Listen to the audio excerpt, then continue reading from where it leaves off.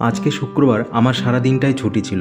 ভেবেছিলাম আমাদের বাড়ি থেকে কিছুটা দূরে যে বীরনগর হাট হয় ওখানে যাব গাছ কেনার জন্য, কিন্তু সকাল থেকে এত পরিমাণ বৃষ্টি হচ্ছে যে আর যাওয়া হয়নি। আসলে হাটে যেতাম কিছু ফুল গাছের চারা কেনার জন্য, শীতকালের ফুল গাছ, বিশেষ করে চন্দ্রমল্লিকা। চন্দ্রমল্লিকার চারা বসানোর জন্য এমনিতেও অনেক দেরি হয়ে গেছে। শেষমেশ হাটে না যেতে পেরে ভাবলাম আমার ছাদ বাগানে যে চন্দ্রমল্লিকার বড় গাছটা রেখেছি চারা তৈরি করার জন্য, সেখান থেকেই তৈরি করে নিই।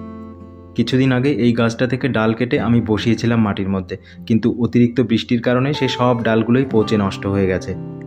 নষ্ট হয়েছে তো কি হয়েছে, আবার চেষ্টা করব আমি এই ডালগুলো থেকে চারা তৈরি করার জন্য। আজকে সেই চেষ্টাই করছি।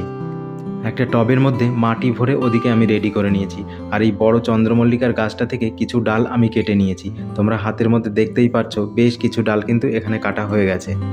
আমার এই চন্দ্রমল্লিকার কাটিং বসানোর যে ভিডিওটা আগে শেয়ার করেছিলাম, সেই ভিডিও দেখে একটা বন্ধু আমাকে কমেন্ট করে বলেছিল যে সে নাকি নর্মাল মাটির মধ্যেই চারা তৈরি করেছে, কিন্তু আমি তো বালির মধ্যে বসিয়েছিলাম, সেগুলো সব নষ্ট হয়ে গেছে। তো আমি সেই বন্ধুর প্রসেসটাই ফলো করছি, আমিও কিন্তু নর্মাল মাটির মধ্যেই চেষ্টা করছি। তবে হ্যাঁ, এবার একটু অতিরিক্ত সাবধানতা অবলম্বন করব এই ডালগুলো বসানোর পরে, যাতে অতিরিক্ত বৃষ্টির জল না পায়, তার জন্য একটু শেডযুক্ত জায়গাতে আমি রেখে দেবো। দেখো, সব কটা ডালের কাটিং কিন্তু খুব সুন্দরভাবে আমি মাটির মধ্যে বসিয়ে দিয়েছি। এবার এটাকে ধরে নিয়ে গিয়ে শেডের মধ্যে রেখে দেব। এর আপডেট আমি অবশ্যই তোমাদের সাথে পরে শেয়ার করব।